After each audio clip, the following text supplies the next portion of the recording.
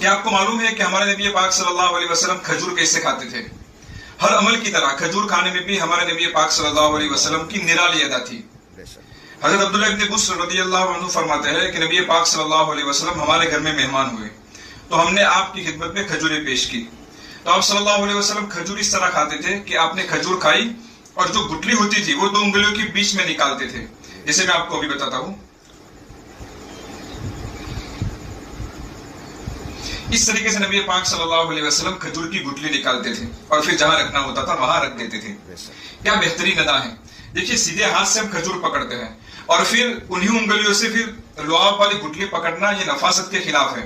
طبیعت سلیم اس کو پسند نہیں کرتی ہے، اس لیے ہمارے نبی پاک صلی اللہ علیہ وسلم الٹی انگلیوں سے گٹلی نکالتے تھے اور پھر جہاں رکھنا ہوتا تھا وہاں رکھ دیتے تھے۔